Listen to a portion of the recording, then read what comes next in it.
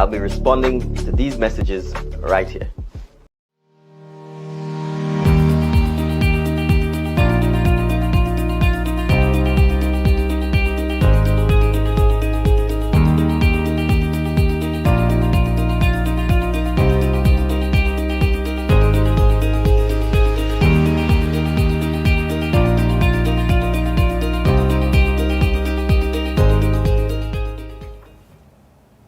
Hello and welcome to DMs with PM. It is week 2 of this very exciting program we started last week, and it's even more exciting and even more gratifying to introduce this week as there's so much to share with you.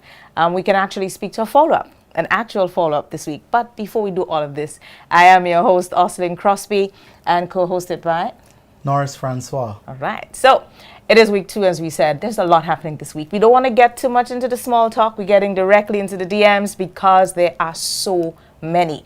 But before we do anything else this week, we are happy to share with you that follow-up. Last week, Prime Minister did promise to go to Cow Hill in Duquesne, St. Mark, to see that situation there with that caller from last week. So let's share with you that follow-up from last week's first DM with PM. So I am someone calling from the parish of St. Mark's. So basically from the village Duquesne. And in Duquesne, there's this hill known as Cow Hill, right? Go ahead. And in Cow Hill, well, there has been, on top of Cow Hill to be exact, there's been this major issue with this residents trying to get a road. And it's been quite an issue for such a very long time. However, there has been like no start, no progress of anything. You said the name of the area is Cow Hill?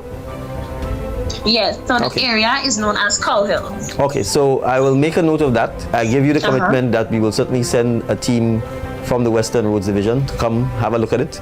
And then after that, we'll be able to assess and get back to you as to whether or not it is something that we'll be able to do in this calendar year or whether we can plan for in the first half of next year.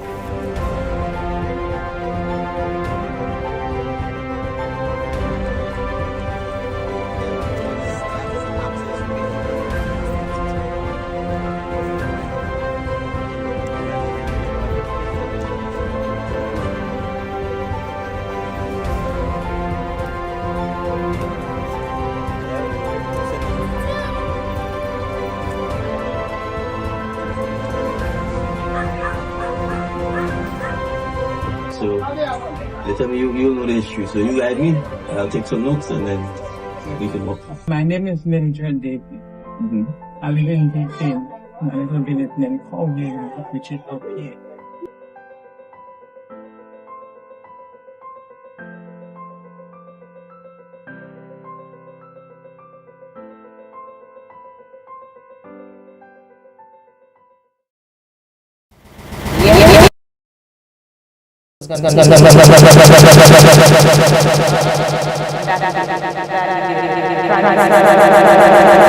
Program this time around we get to introduce you earlier. Thank you again. It's week 2.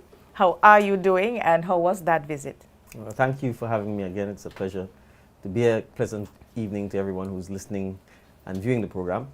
It was a very exhilarating hike up the hill. It literally is quite a hill and it's quite a hike to get to the residence of Cow Hill, but it was gratifying meeting the caller, meeting her mom, meeting her grandmother, and meeting all of the residents of Cow Hill. They range from 98 years old to, as you can see in the video, very young citizens of Grenada. They give me a history of Cow Hill, how long they've been living there. In many instances, probably more than 100 years since the village has existed. And as you can see, it never had and doesn't have a road. And so the road officer accompanied us on the trip. We also got some information in terms of land ownership, the possibility of where we can likely look at putting the road. So we are going to have to go back with the persons who have the technical knowledge to guide us as to where and how a road can be built. It probably will be challenging. The slope is quite steep in many instances. It may even involve some land acquisition from private landowners to give the residents. But it's quite clear that it's a hardworking community. It's a decent community. They have to carry all of the materials up the hill to build their homes. They have to go down the hill in pretty dangerous conditions, especially when it's wet and in the rainy season, to get to the main road, to go to school, to go to work. And they're all going to school, they're all going to work, or in some instances they are retired. So it's part and parcel of what we're doing. I never knew COWIL existed before. I think now all of Grenada knows that COWIL exists, and I want to thank our young caller. Yeah. I think she's only 18 years old, for being that voice that in a sense has given COWIL national attention. Okay. As we do this, I think it's important that we speak to that of the management of expectations. Program 1, this situation popped up, and you know by program 2, today we will hear more. And there will be that expectation that by the week to come, you will be there. I want, just as you put in the video, change takes time. It's important that we understand that, but I think what's more important is that the program bring out the issues in the communities that we don't know or we would not see on an everyday basis. Yes, and change takes time. As I said, the village has existed for over 100 years. It has not had a road.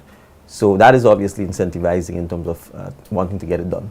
But it still has to be done properly. It's important for us to explain the process, to explain what is involved, the technical assistance that will be required in terms of just the road construction, the budgeting process, the procurement process, the contracting process, and eventually the road. But I certainly think there's a much greater chance now that change will happen. It doesn't have to be immediately than there ever was in the past. So for all the citizens, we obviously want to continue to have the advocacy, to have the issues raised, and we do our best to respond. Sometimes the response is just a visit. Sometimes the response is actual action by the government or some other agency. Or sometimes it's just having the community speak. So it all depends on what is being asked or what is the issue. Okay. Thank you, Prime Minister. What we will do now, we're going to take a quick break. Norris, when we come back in, we're going to go straight into the DMs. It's important that we don't waste any time because we realize we have a lot, even from last week, that we need to take in. And remember, you can call, but when we come back, we're going to get into our calls and messages for this week. Hi, I want $10 on Playway, $20 backup on Pick 3, and cash for each, please. Okay, are you adding multi-X to your bet? Yes, multi-X, all of them. Smart! Best value bet. Backup and multi-X, you cannot go wrong. Don't matter the bet, multi-X all of the daily games. With multi-X added, your winnings can be multiplied 3 times, 5 times, even 7 times. So make it a rule. Add multi-X to all your Playway, daily Pick 3, and daily cash for bets every day and for every drop, and watch your money grow. Available at stores and online. You heard it here. Multiply your winnings daily. Must be 18 or older to play. NLA, making your dreams come true. Welcome back. If you are just joining us, you missed that follow-up from last week with that caller from Cow Hill. Prime Minister visited the area last week, and of course now the intention is to sit down and work out the plans as to what will happen. Remember, everything takes time, but I think what's most important is that the issue has been brought to light.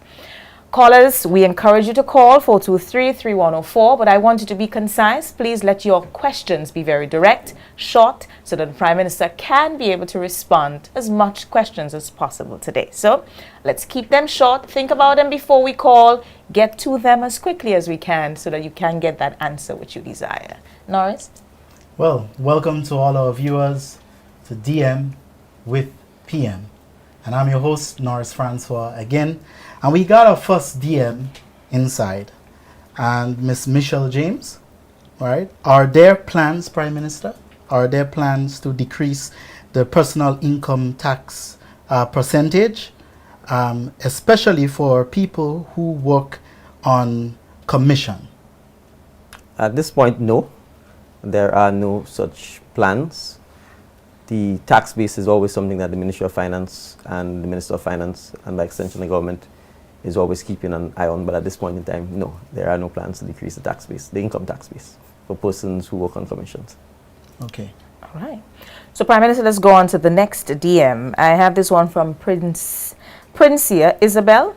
How do you see Grenada ranking in the next 5 years with regards to its Human Development Index? We expect the Human Development Index to certainly improve. And I say this for a number of reasons. One, we are investing heavily in education. And you can look at all of the things we've done in terms of moving the education age to 18 to ensure that persons have access to education. And it's not just secondary school education, that includes vocational, technical education. Two, the Minister of Education and his team are working significantly on revamping the curricula and to create centers of excellence. These centers of excellence that are intended, one would be a marine school. We have no marine education currently in Grenada, so we are exploring the possibilities of whether part of this is in Carriacou and Petit Martinique, given the history of Carriacou and Petit Martinique, or two, whether it's on land here in Grenada. We will significantly invest in what is currently the TMRSO Community College Agriculture School in Renewable. We intend to expand the furniture, and I'm going to use the word school currently, in St. Patrick to significantly invest and upgrade in those. We intend to establish a hospitality school because, as you're aware, tourism, hospitality is a major part of our education, and we do not have, except from TAMCC and UNO, any dedicated school to hospitality. So this is something that we're keen on. The Minister of Education and his team will also be focusing significantly on improving our approach to teaching math and to improving our math scores. And this is a vital and critical part of this. And there are other aspects that we have already introduced, including, for example, teaching Grenadian history in our schools, because it's critical for our citizens to understand our history, understand where we're coming from. In relation to healthcare, we, as you know, plan to construct a new teaching hospital that is also climate smart. We have already begun to address some of the challenges we face in the healthcare sector, including at the hospital, by ensuring that the management systems in the hospital are improved. And there are a lot of simple things we have to do at the hospital to simply improve patient experience, to improve patient customer care, and to reduce some of the challenges we face in the healthcare sector. But there will have to be significant investment in personnel and HR in the healthcare sector. I've picked those two because I think they are the perhaps most critical aspects of improving Grenada's human capital index. But certainly education is critical to this. And the more we invest in education, the more we invest in our people, and the more our human capital stock will rise. All right. Before we take the next question, I want to invite the public. Remember, you can call on 423-3104. You can also send your questions on the various platforms where we are streaming. On the YouTube channel, you can send your questions there. We will definitely try to accommodate them. And remember, you would also be hearing us and seeing us on several platforms. We FM, Power FM, Star FM. So if you are hearing us, what you're listening to is DMs with PM. Norris? Yes, so we have another DM, Oslin, from Ms. Wilson. Prime Minister, are there any plans to bring tourism to the community level by reviving some of our historic sites within communities across Grenada? And the simple answer to this is yes. And I will start with the parish of St. David. In Lassages, there is a site known as the Lassages Natural Works, which is a historic site. We are currently reviewing architectural drawings to address the renovation and revitalization of this site. The most obvious site sits in the heart of St. George's, and that's our fort, which is currently being renovated. And this is just two examples, but if you go through St. Mark, St. Patrick, St. Andrew, there are historical sites throughout the length and breadth of Grenada that we need to have significant investment in. It will be expensive, but it is important not just for tourism, again from the perspective of understanding our history, making sure that we can preserve it for future generations of Grenadians and for tourists, and so that we can also use the sites as the infrastructure to build community tourism around that. So the answer is yes. And I would also point out that the Ministry of Tourism and the Grenada Tourism Authority since 2023 have started grants for tourism-based community projects. In 2023-24, those grants were $75,000, and they were given to persons who pitched community-based tourism projects within the communities, from having persons experience the various flavors of our teas, to trails, to hiking, etc. So there are smaller grants that are also focused on ensuring that persons can have a successful community-based tourism experience. Okay. All right, thank you. Thank you, Prime Minister. I also want to know that the questions that we are sharing now, the DMs, are from last week. So it's important that you know that all your questions, you send the questions, we will accommodate them. There are no disappearing message tab on. We are sharing all of them. I think we do have a call. Do we? Good evening, caller. Thank you so much for calling. Caller, good evening. So we seem to be having a bit... Good evening, caller. Hi, good afternoon. Good afternoon. To you, good afternoon to the gentleman, and good afternoon to our Prime Minister. My question this afternoon is pertaining to the health sector. I would like to ask the Prime Minister what's the future plans for the health sector, as there's a shortage of, I should say, employees, and the improvement for the health field. That's my question. All right, thank you, and that's an excellent question. Yes, there is a shortage of healthcare professionals, and there's no question about that. So the approach is, in a sense, multifaceted. First, from a short-term basis, the importation of healthcare workers is one of the strategies that past governments and even this current government continues. So, for example, you have support for from Cuban nurses and doctors under the Cuban Brigade. The Minister of Foreign Affairs have indicated also that we are pursuing sourcing nurses from Nigeria as well as a short-term measure. In the medium to long-term measure, we, as a government, are seriously considering reinvesting in and reopening a nursing school. At this point in time, we are exploring the possibilities of doing so with St. George's University, given they already have a nursing program. We're also looking at whether this is something we do on our own. The decision has not yet been made on this, but we recognize that it's absolutely critical to significantly ramp up the number of nurses that are being trained. In the meantime, the government is providing significant scholarships for some of our personnel who wish to study nursing. The government is also providing, in many instances, scholarships for persons to study doctors, not just at the, what I would call, first degree level, but also at the specialist level. But even so, the numbers are simply not enough to meet the demands. So come this September, we expect the Ministry of Education will, in fact, once there's cabinet approval, roll out a new scholarship policy that is dedicated towards addressing the critical areas of the country where we know there is significant shortage of human capital. And healthcare is perhaps going to top the list. And so we recognize that we would have to invest significantly in getting Grenadians to study the various fields in the healthcare profession, especially since we intend to build a new hospital that will significantly need that. The additional aspect of this is the diaspora. We have trained hundreds of doctors, many of whom have gone through St. George's University and were given scholarships, and have never come back. We have never repaid that bond, never repaid that debt, and they owe that to the citizens of Grenada. We are working with many of them who are volunteering to come back. There are a number of missions that are taking place. So we're also working on a systematic basis to bring missions in, whether they be from Canada, whether it be from the United States, the United Kingdom, from within the region, and that is also helping to fill the gap. But these are all obviously short-term measures that are not necessarily long-lasting, but the diaspora is one area where we have to focus more on to get to a Grenadian medical professional who've been educated in Grenada at taxpayers' expense to be able to come back in a very strategic and structured manner to help us provide some of the services that we need in the short term. But in the medium to long term, it simply requires us to invest a lot more in training, educating, and encouraging our healthcare professionals to specialize. Now, these are simple answers. The way in which it's done is a lot more complicated and requires a lot more resources and a lot more planning, and it will obviously take time before we get to a point where we have sufficient numbers, because it's a worldwide issue in terms of the shortage of adequate healthcare professionals for healthcare worldwide. It's not just a Grenada or Caribbean issue. Okay. Thank you, Prime Minister. We have another caller online. Good evening. Thank you so much for calling. Hi, good evening. Good evening, sir. Please identify yourself and share your question. I prefer not to identify myself, but I just want to commend the Prime Minister on a magnificent job in terms of prioritizing the development of the human resource of the country.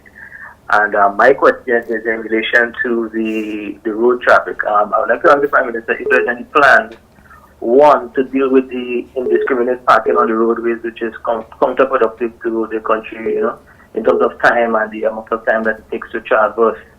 And also in terms of the reckless drivers, especially on the truck drivers, is there plans in place to maybe put demerit points for offenders, etc.? That's my two questions. Thank you. Thank you. The answer to the first question is yes. The Transport Commission, which also includes a representative from the Office of the Commissioner of Police, is actively working currently on a plan to submit to the Cabinet for review, for consultation, and for discussion. I think we have to accept that as a nation, we are perhaps already way past the point where the indiscriminate parking of vehicles on the road is posing a major traffic and safety risk. And we have to accept that the public road is not private property.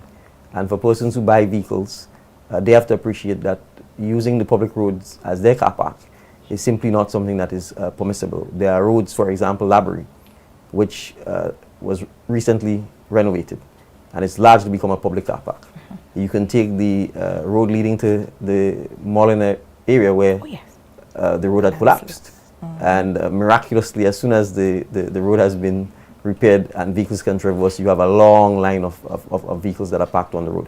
But outside of that, there's still a phenomenal amount of derelict vehicles parked indiscriminately all over the roadways in Grenada, and we simply cannot continue with this. It will make our quality of life significantly less. It will create, as the caller said, a situation where you spend so much time getting from one place to the other that it is going to make us a largely unproductive society, and it will defeat the image of pure Grenada, of clean Grenada, and to some extent it will defeat the idea of island life. So that's one. On the specific issue of the demerit points, I think that's a detail for consideration by the Transport Commission, and subject to my memory, I believe it already exists within the traffic laws of Grenada, and it's a question therefore of whether the magistrates, in exercising their discretion to sentence persons who break the law, certainly when it comes to parking, whether they will be prepared to enforce such a system. But overall, it will require some consultations and some discussions. It's something that affects everybody, and we need to be in a position where we do what is best for the country. Okay. Prime Minister, is going to be a very busy evening, it seems. We have a call from St. Kitts. Good evening, and thank you so much for calling us. Good evening, Prime Minister, and to your host and everyone listening. I would just like to switch around the question just a little bit, because I know that that is something that I have been saying a lot on social media.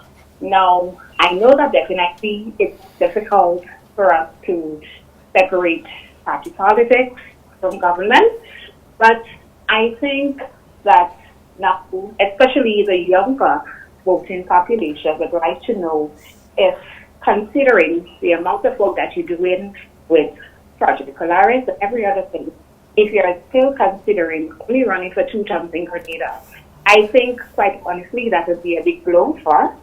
And I think if you can give the population of Grenada some assurance that you would stick around us and show that most of the projects that you started are going to fruition, Grenada will be in a better place. Thank you. Thank you very much, Cole. I'm not sure if it was a question as much as a comment. And I will answer this by saying I'm a Grenadian, I'm not going anywhere. And as I've said repeatedly, you don't always have to serve your country by holding a political office or being in public office. So I certainly give the commitment to the people of Grenada that as long as I'm a Grenadian, and I don't think I'll ever lose that, and as long as I'm alive and capable mentally and physically, I would certainly serve my country. Okay. Thank you, Prime Minister. Norris? Yes, so we have another DM from Mr. Mack. What incentives does the government have to put in place for those coming back to build in Grenada, etc., solar panels? Right, so I think last week someone asked a similar question, and I indicated that there's a concession desk, and the government does provide concessions for returning nationals who wish to build, who wish to buy.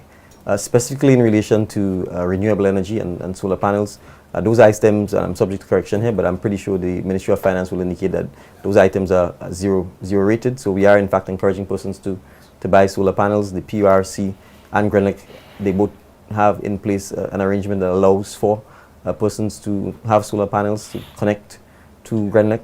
There are some issues that need ironing out in terms of the rates and so on, and we know that has been an issue. We expect shortly that Cabinet will give directive as to the type of rates, because we also have to bear in mind that Grenada maintains the grid. So when you are not powering yourself, you need Grenada to power you. And so we have to be fair to Grenada and fair to ourselves to make sure that there's stability.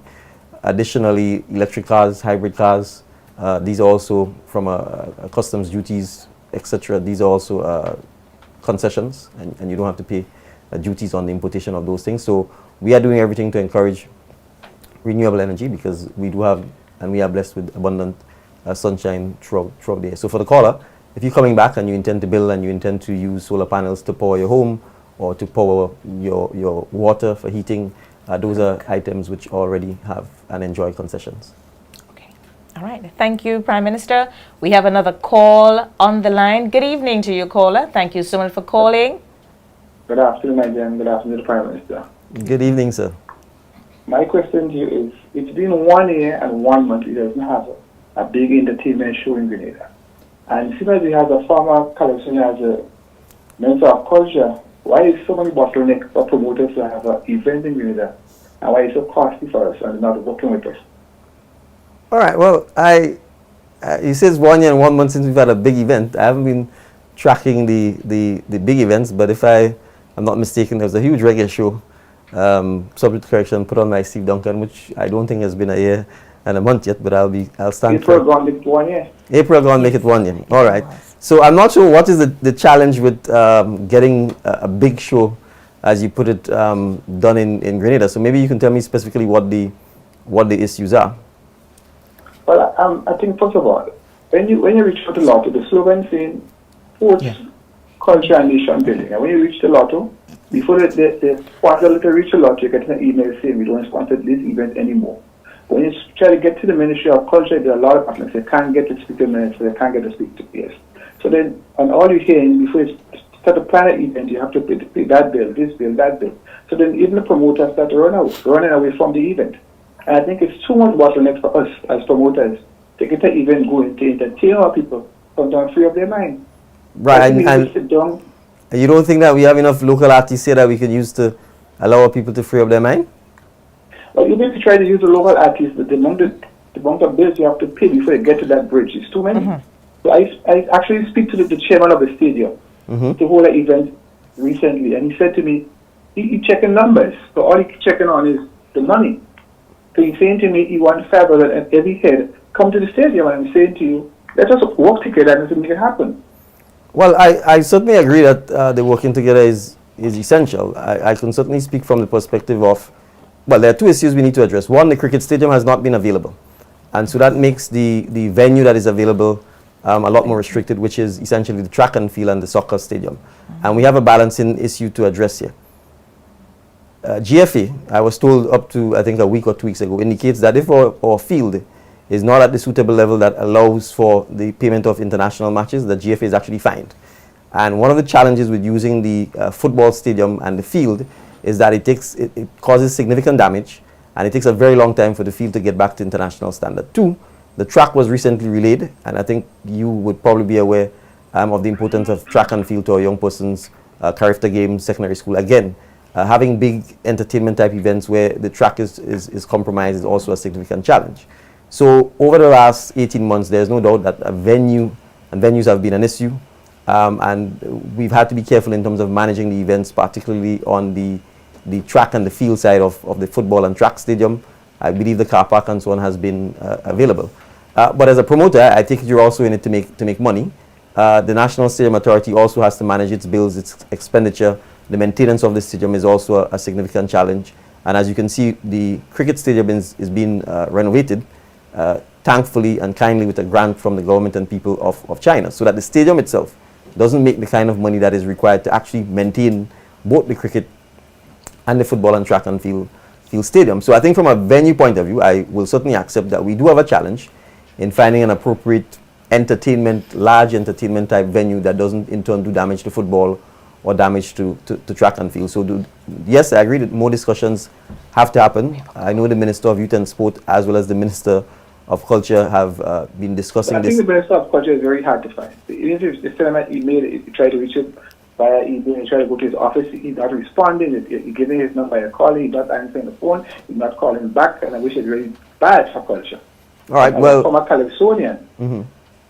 Well, I think, yeah, on the assumption that he's listening to the program, I'm sure he's hearing you. You haven't identified who you are, but I will certainly make the effort to let him know the concerns that you have raised. I'm certainly aware, for example, that they've been working on policies to address, for example, and that's why I'm raising the issue here about local entertainment, because, and I'm unapologetic about that. One of the things I've said is that our promoters need to support and promote more for local entertainment, because then the money stays in Grenada. You don't have to pay work permits. You don't have to spend large amounts of money in US dollars that leaves the country.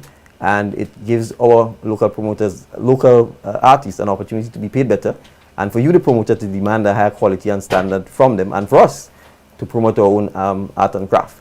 But the challenges within the sector, in terms of venue, in terms of pricing, it is something that I'm prepared to have the minister have a discussion with, insofar as it's a government site or location, and we can see how we can address that. But it'd be useful if, I don't know if there's a promoters association, it would also be useful if perhaps we could have all the promoters rather than just one or two showing up, because you'd appreciate then one promoter may say one thing, another may say another. So if there's a grouping or association of promoters, then it would be good. If there isn't one, I would encourage the formation of one, and then it makes it easier to discuss and raise the issues. So thank you for your concerns. You're most welcome. Good night. We have another caller online. Hello. Welcome to DM with PM. Hi, pleasant good afternoon. Pleasant good afternoon to you. Where are you calling us from? I'm calling from St. George's. Okay. Sure, go right ahead. Hi, my question is to the PM. I was just wondering if you guys have ever considered, due to I have people talking about like jobs and jobs and jobs in our country, if you guys ever consider actually opening a factory here in Grenada, true that we are island and we have a lot of food to our disposal. I just want to know if that was anything you guys ever come up with or think about. The answer is yes, but I think we are of the view that the private sector is best placed to own, operate factories. And I'll give an example. Recently, Mr. Leroy Nichols and his family purchased the Windfresh factory, which is located in Lassages in St. David's. That Windfresh factory was a factory amongst the Windward Islands governments, which was meant to process particularly fruit and pulp it and export it. The venture failed, and the factory lay dormant and idle, and it was closed down for a number of years. The factory has recently been purchased, and the Nichols family is working on reopening it. We don't have the capacity as a government, or governments generally are not very good at running things like factory. Ultimately, it's a business. And so we need persons who are in the private sector who have the capacity to do so. And what we are prepared to do as a government is to support the initiatives to make sure it's successful. You have, for example, Mr. Antwine, who in St. Andrew, who runs Antwine Beauregard factory, where the famous Woodman rum is made. That is also a factory, and it started from very humble beginnings and it's been able to grow. Again, we are happy to work with and support those factories. The Minister for Economic Development and Planning, Agricultural Lands, Honorable Lennox Andrews, and his team, they have acquired a small site in Lackalome, St. David, which has a factory cell. The intent is to use that factory as infrastructure to allow small manufacturers who wish to do agro-processing, who otherwise may not have a facility to do so, to be able to have access to that facility so that they can do it. Again, as a government, we want to facilitate, but critically, when it comes to things like factories, it's important for the private sector to be the ones running it, because they would be a lot more efficient. I think they would have the time, the expertise, and the motivation, because you want the factories to be successful, you want them to make profit, you want them to be able to pay the workers well, you want the products to be able to sell and to be successful. So the approach of the government is really to ensure that we support, but the factories, the operation, the ownership, the management should largely be for the private sector. All right. Thank you very much, Prime Minister. It has been a very... Sorry, you still there, caller? Yes. Yes, so the next question I would like to ask you, just given the time. I'm sorry if I'm inconveniencing anyone. No, quickly ask your question. Another question I would like to ask. I heard you speak concerning on the housing and getting a loan from the bank and things, but there's a lot of people who's not employed and also have a spot. So I was wondering if there's something in place where you can actually pay, like when you rent the house, when they build a house and stuff for you, you actually like pay a monthly something like maybe $200 if you're not employed, you can take a loan in the bank if there are things in place for people like that also. So currently, no. What currently obtains in very specific cases, if the criteria is met, is that there is a housing assistance program through the Ministry of Housing that provides assistance, not situations where you build an actual house for someone. And as you've sort of identified, if the person isn't working, even to pay the $200 a month would be a very difficult thing for them. So really and truly, it's critical for us to make sure as much as possible that we can have persons who are employed. And we also have to be, sensible. Oftentimes people, and we understand it, but it's not always something that is encouraged. Sometimes someone says they're moving out of a house simply because they're not getting along with a family member. But if you don't have the means to buy a house or rent an apartment or to pay a loan for a house, then it means, and the issue is merely your relationship with the family member, it means we have to work on how we encourage persons to be able to live together, to mediate their problems rather than making more problems for yourself. Because if you move out of the house and you have no place to go or stay, then you run the risk of virtually becoming homeless with other challenges. So it is obviously a difficult situation. There are emergency cases, for example, where someone's house burns, for example, where the Ministry of Housing and Social and Community Development will provide temporary housing for 3 months or rent an apartment for 3 months in those sort of emergency cases.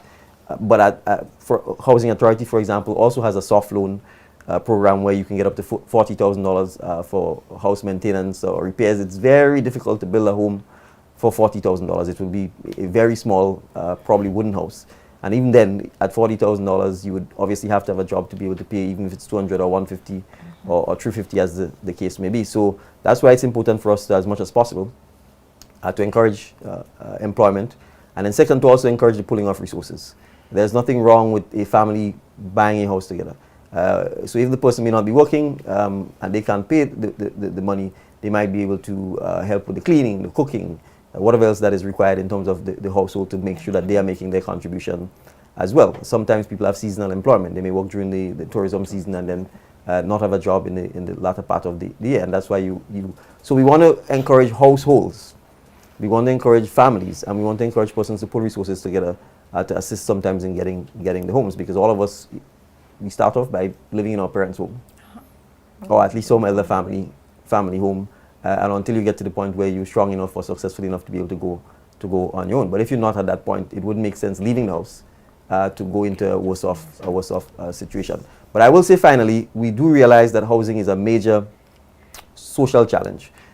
We've had 2 hurricanes, Beryl and Ivan, over the last 20 years. The cost of housing has been extremely expensive and challenging. And save for the homes which have been built by the kind generosity of the government and people of China, there has been no real systematic housing program in a sustained way over the last 30 years almost. And the government is therefore looking at reviewing all of the housing initiatives to see how best we can address this. But it will have to be addressed in conjunction with the banks, the insurance companies, the credit unions, and the private sector, because we would have to have development and contractors who can build homes at the quality and hopefully at the price that we can manage. So we're in fact having a housing retreat, if I may call it this, tomorrow, coincidentally, for the entire day. And we're hoping after that retreat and some further deliberations and interactions with all of the stakeholders, we would be in a position come July to be able to announce to the public how we intend to help and assist with developing more housing for Grenada. And I'm going to repeat critically, this has to be done in conjunction with the private sector. All right. Thank you very much, Prime Minister. Thank you, caller and callers, for the first part of the program who have called. The time is quickly running up. It's just an hour, but we have covered a lot this week. Let's take a quick break. When we come back, we will be taking in more of your calls and also some of the DMs that you have sent us.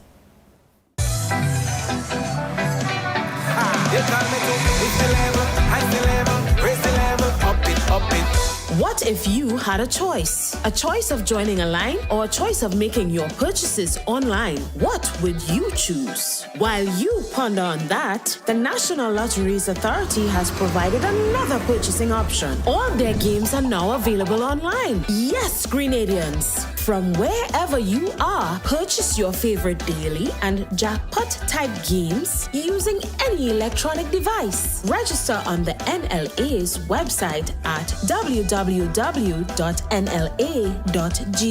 Top up your account and enjoy online lottery gaming at your convenience. We're taking shopping comfort up several notches. But the choice is yours. Join a line or buy online.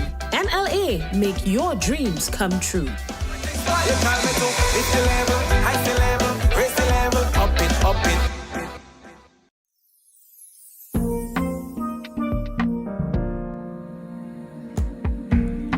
It's like the water pure and clean. It's a comfort anytime you need it. It's for everybody, fresh and green. You can count on us, there's nothing like it. It's homegrown. It's island pure. It's homegrown.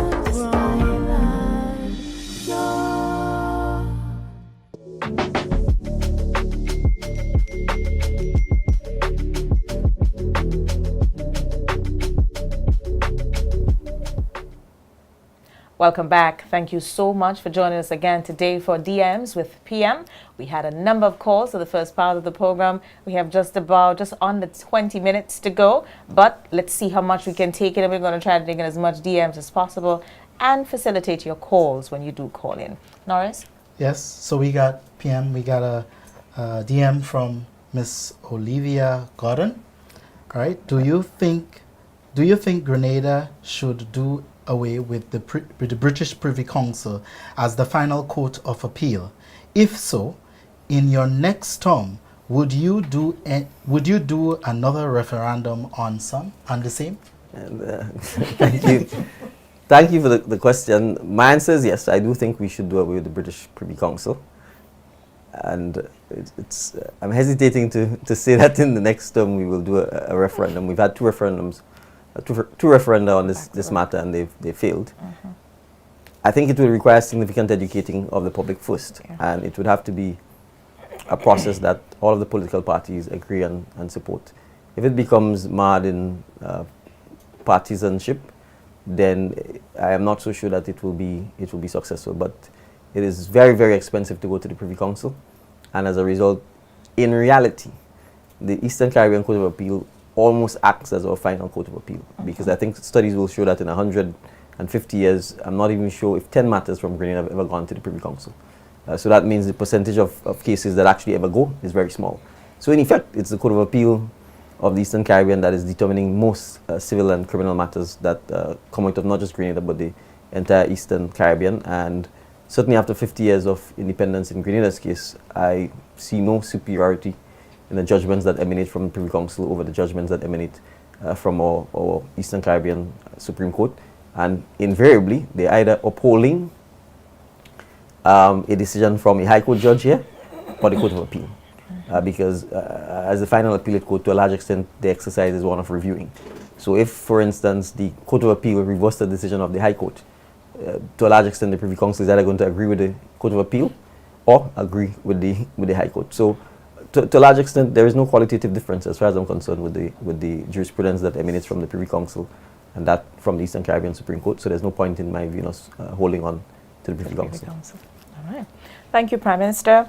Another question here from Reva Lewis Fraser. How does your administration plan to encourage and incentivize the repatriation and return of first and second generation diaspora members to Grenada? How do you suggest we become more actively involved at the local level and contribute our expertise, skills, and professional experience to the development of our homeland permanently? My resume is ready, and I'm eager to engage.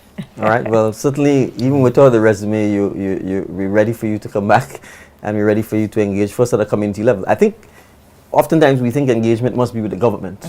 When I would want to suggest that engagement first and foremost should be with your community, with the village that you want to come back to. So that's one thing I would say. To answer the first two questions, already there is an incentives package in place for Grenadians to return. So there are concessions that incentivize the return. Second, the Ministry of Foreign Affairs and the Diaspora Desk are actively reviewing our Citizenship Act to ascertain and I suspect recommend that we allow for second generation, I will use that, Grenadians to acquire citizenship. Currently, the way the Constitution and our Citizenship Act works is that if your parents were born in Grenada and you were born outside of Grenada, you are entitled to citizenship. Okay. But if your children are born outside of Grenada, they are not. And so I know the Minister for Foreign Affairs has been quite keen to push for a review of the legislation that would allow for that second generation of persons who are born outside of Grenada to Grenadian parents to be able to acquire Grenadian citizenship. So certainly if that change in the law takes place, it certainly will then automatically make you a Grenadian citizen, and obviously it means Grenada is home. In terms of active engagement, we've already started. We have the Grenada Diaspora Advisory Council.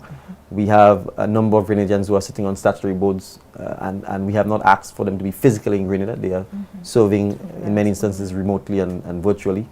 But more importantly, we are happy to have Grenadians home. We're happy to have people volunteering the time if that's the route they want to go. But we're also happy to employ Grenadians in the diaspora who have the skill sets that we need that we may not have here in Grenada. So depending on what her area of expertise or experiences, it depends on whether it's with the government or whether it's with the private sector. We'd be happy to have the resume, review them, and see how we can put persons to work. I believe, I hope I'm not speaking too early, for example, that we have a Grenadian woman who is returning to join the Ministry of Infrastructure in June to assist us with a comprehensive road review and renovation, maintenance, and upgrade. She has extensive experience in Miami, a place they always seem to be building roads. And we believe that her addition will significantly improve the Ministry of Infrastructure capacity to begin to start addressing some of the challenges that we face in our roads. So that's just an example of a returning Grenadian who's coming in to assist us. Okay. Okay. So we have another question from Melanie Corbin. Prime Minister Mitchell, the work of the MIT is fascinating, a fascinating model for effective public sector transformation. Are there plans to share Grenada's approach internationally, perhaps through a visit to London or dialogue with professionals abroad who are following your progress? Yes, actually, it's already happened. When we were in Antigua, for example, at the Small Island Developing States UN conference, I had specific engagements with other small island developing states who were specifically interested in a discussion about our Ministry of Mobilization, Implementation and Transformation, and the factors that led to us creating the ministry and providing a review and assessment of its success. What have we learned? What have we not learned? What are we doing to constantly improve it? And we are constantly looking at the model. I think a number of international organizations have also visited and spoken to the minister, spoken to the PS and others who work in it. And I mean, ultimately, you know, I think one of the challenges of modern society is that we've inherited, you know, all of our state institutions, many of them built up over hundreds of years of customs, practices, and laws. And it is quite easy to just simply say, this is how it's done, with no regard to assessing whether it is effective or whether it is serving the public. And that's part of the challenge of bureaucracy, technocracy, if I may use that phrase. And we have to make sure that in small islands, that government is cheap, effective, and efficient. Unfortunately, a lot of the systems we've inherited from the UK are not suited to small island developing states. And we have a constitution that has entrenched a lot of these institutions. The Public Service Commission is entrenched. In some islands in the region, you have things like police service commissions. You have a situation where the way in which ministries are structured, they were designed for very small public service. We have public services now that are huge because the government is involved almost in everything in terms of trying to drive economic development and social development in the countries. And a lot of the systems simply crumble and are crumbling under the weight of that. So we have to find innovative and effective institutions that can deliver the services. We created, for example, a lot of statutory bodies as an attempt to address many of the challenges of the public service in the hope that they will be more effective, more efficient, cheaper. In many instances, they are not. And they sometimes just as slow and maybe just as bureaucratic as central government. So we have to be constantly looking at the form and the systems of government and see how we can get the services that the government has to deliver in a cheaper, more effective, more transparent, and more efficient ways. So MIT itself is always going to be undergoing, I think, review and critique because we don't want a situation where it becomes just another ministry that is, in a sense, bogged down with a lot of the other challenges that we face. So 3 years in, I'm sure the minister and his team will be reviewing MIT's own effectiveness and we'll be looking at ways to tweak and improve it. But we certainly have had a lot of interest from other governments, both small and large, as well as from academic circles to examine the MIT model and how effective it has been. Question, Prime Minister. Who was the brainchild driving the vision for MIT? It was a collective. First, it was inspired by Minister Williams, his personality, his energy. When I was looking at forming the cabinet, I thought of Minister Williams and the energy he brought, and I wanted to make sure that he was unshackled. and I was a little concerned that, knowing my own experience with the public service from a private sector perspective, that he may find it very frustrating if he was placed in a sort of traditional ministry type arrangement. And usually, one way of addressing that is to make a minister with a portfolio, so you sort of call him to do everything anyway. But I think we wanted, in keeping with our view of being transformative, to be a bit more creative and a bit more innovative. So he really was the inspiration for it. And when we met together with advisor Orlando Romain, we sort of looked at how we can best utilize his energy, his creativity, his go-getter style to make sure that we could fashion a ministry or a tool that would allow him to be effective as a minister. Okay. All right. Thank you, Prime Minister. Let's go to the call. We have a call online. Caller, good evening. Thank you so much for joining us. Hi, good evening. Good evening to you, sir, Mr. Prime Minister. I would first like to commend you on following up on that call from last week. That was so excellent. And it's really good to see such interest from the head of our government. So before I start, just thanks so much for that. Thank you very much. I have two concerns today, sir. Sure. First is the Authority of Grenada. I know that it is a statutory body of government, but I would like to know who I can speak to if I am having a serious or rather detrimental issue with the general manager and his particular way of handling a situation. Is there someone else or a body that I can bring my issue to? I would have tried to reach out to the PS of housing to no avail. Also, with the current increase in price of land and house on the market, is there any way the government can try to regularize the cost of land and also rent? Given that the average salary of the citizen is like $2,000 or less, when a one-bedroom apartment is like $1,200 to $1,500 monthly, it can definitely prove to be a burden. So, can the government intervene or make any adjustments or regularizations to these situations? All right, thank you, caller. I'm not sure if I heard the first part. I sense, because you made reference to the PS in housing, that it's an issue with the... Yes, the GM in housing. It related to an issue that she's having and wanting to know who she can go to outside, tried making contact to the PS, an issue with the GM. So I guess she wants answers as to who next. Right, and that's in relation to the Housing Authority? Yes, Housing Okay, Authority. well, no, the Housing Authority has a board of directors and there's a chairman. So if the general manager of the Housing Authorities reports to the board of directors of the Housing Authority, and so that's the structure within the Housing Authority. I'm not sure what the issue is with the general manager. She didn't say, so I can't speak to it. But yes, there is a board of directors. It's led by a chairman, and then you have the general manager of the Housing Authority. On the question of the cost of land and the cost of housing and how can the government assist in making that cheaper, there are a number of ways in which the government is already seeking to do so. And I will start with the Chinese affordable homes that were built by the Chinese. It is precisely because we recognize that rents are quite expensive. And as she said, sometimes a single bedroom apartment ranges at $800, $500, $1,000, $1,200. The apartments that are single apartments within the homes that have been built are being sold at around $55,000. On a 15-20-year mortgage via a riser, the mortgage payment is in the region of $250 to $300. You are not going to be able to rent an apartment in Grenada anywhere for $250 or $300 or perhaps even $400 a month.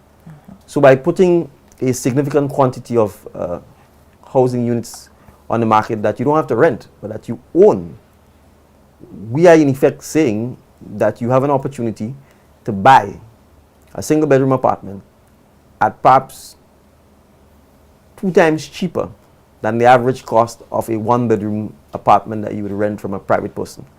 In relation to the 2-bedroom apartments, again, similarly, at $75,000 on a 20-year mortgage with interest, the payments for the mortgage are also still significantly cheaper, probably somewhere in the region of around $400 per month.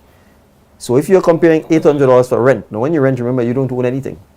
On a 30-day or 60-day or 90-day notice, the landlord could say, I want my apartment. When you are buying an apartment, whether it's a single bedroom or a 2-bedroom, at a $200 or $300 or $400 mortgage, you own that property. The only how you are coming out is if you fail to pay perhaps over a consistent period of time to the financial institution that has given you that mortgage. So by doing so, for example, in St. David, subject to me being fact-checked on this, I believe there are 220 units in Corinth. That's a lot of units that are available. And then you have around 90-something in places like Boucherville and in St. Patrick. So in total, you're talking probably as much as 400 to 500 units that are available at, if I want to equate a mortgage with rent, at mortgage or rent payments that are significantly cheaper than what the market rental rates are for apartments that are oftentimes not in good condition, that oftentimes have limited privacy because you're either upstairs or downstairs somebody's home. So that is one step that the government has taken to make sure that we have housing inventory on the market that is significantly cheaper and in many instances of significantly superior quality than that which obtains in the private sector. That's one. Two, the reason we are doing Project 500 and we wanted to do the pilot first is to determine what is the cheapest but good quality home. What is the price that can be constructed at, so that we can then be able to go to private developers, go to banks, go to credit unions to say, partner with the government. If the government is able to provide land and infrastructure, lend the money to developers, lend the money to our citizens so that they can buy homes that range from anywhere between $150,000 to $200,000 or $250,000, that would allow for us to drive the price of housing and then drive the cost of construction down so that we can make housing more affordable for our citizens. So those are some of the measures that we are taking. And obviously with Project 500, for example, the government is absorbing the cost of the concessions and so on because we are not collecting taxes on the materials that are coming in to assist with that sort of construction. But I will say further to the caller, as I said before, maybe it's just fortuitous or a recognition of the importance of housing as a social good, that we are in fact having that retreat to further do a deep dive as to how we can come up with the appropriate policy that could lead to more affordable housing over the next several years at price points that suits the income of our citizens. Thank you, Prime Minister. We're 2 minutes on the clock to wrapping up, but what we're going to do is let's take that final caller. Caller, good evening. Please make your question very, very direct. Thank Caller, you very good much. evening. You're most welcome. Good night, Mr. Prime Minister. Good night. And what I say, may God continue to bless you and keep you and sustain you. I mean, it's been a long time coming. We've been waiting for a Prime Minister like you in Grenada. Thank you very much. Very kind of you. Very, very, very proud of you and the work of your team. Quick question. I've been trying for, let me see, over 3 months now to get an appointment with you. I've been to your ministry. I've tried calling different, I'm not getting through. Who do I need to go to? It's very urgent. All right. At the Prime Minister's office, it will be my assistant. At the parliamentary office, then you can simply show up to the parliamentary office. And you can, I don't know if you've already done so, you can leave your name and number and they will arrange for me to meet with you. I'm normally in the constituency or parliamentary office on Thursdays, but it depends on schedule, sometimes on Fridays as well. I usually have a time slot between 1 and 3 p.m. where I try as much as possible to see persons. But my schedule is perhaps the most topsy-turvy thing in my life. So if it's, unfortunately, I'm in a retreat all day tomorrow. But again, if it's urgent, I sometimes say to people, I know people always say they want to speak with you in person physically, but you know, we can always speak on the phone if it is that urgent, and there's always an opportunity to do so. So if it's that, if it's that urgent, what I would say is stay online, and they will take your name and number offline, and I will communicate with you. I appreciate it. Thank you very much. You're welcome. All right. Thank you so much, caller. Mr. Prime Minister, we're 7 o'clock on the dot. What I want to do, though, is just squeeze in a question. We will wrap up as quickly right after that. That one from Aileen Robinson, from another Grenadian living in the diaspora. Are we to develop as a nation? If we are to develop as a nation, what meaningful role do we see the opposition playing? That's one. And I don't seem to see anyone representing the opposition on community walks, example for the WASH program, or the opening of the airport expansion, or the hospital agreement signing. Are they invited? Well, I will take the community walks. I mean, obviously, I belong to the National Democratic Congress. We form the government, and we obviously go on community walks because we made it clear to our citizens that we would, if given the chance to serve, not just serve, but always be with them in the communities. I would put it this way: the opposition is always welcome to come along on the walk. It's good exercise. It's a good opportunity also for them to learn places like Cowell, which existed, as we said, for decades before. So we certainly would be happy to have them. It's actually an interesting question on some of the, what I would call official events. Sometimes certainly they are invited. I've seen instances where, for example, when we did the groundbreaking for a school in St. Andrew, where the MPs for St. Andrews East, Northeast and Southeast were present. So I've seen other activities when we had the welcome, for example, for our athletes in Grenada, they were there. So I certainly know all events relating to Parliament, obviously, opposition MPs are there. But I would say more fundamentally, if we hopefully can move forward and raise the level of our discourse, raise the level of our thinking, we would need the opposition to be part of that. I want our politics to get to a point where the discussion is about policy and how we improve upon the policy, or what are the alternate policies that we can suggest to address a particular issue. Let's take housing, for example. I have not heard the opposition enunciate or articulate a housing policy. They would have been in power for almost quarter century. What was your policy for the last quarter century? And if you had one, share it with us. So what are the lessons that they learned so that we can learn to make sure that we fine-tune and improve our policy to address some of the social goods? So to me, whether it's this opposition or anyone else, I want us to be in a position where we talk more about policy, where we talk more about what are the solutions that we need to address the issue. If the debate is about that, we will all benefit. It would all make us a better nation. I would probably say a good example is that, you know, the opposition can learn from the youth parliamentarians. I've listened to their debate. It's about policy, it's about positions, it's about solutions, and not necessarily a lot of the other things that in the past have come to characterize our politics. Okay, all right.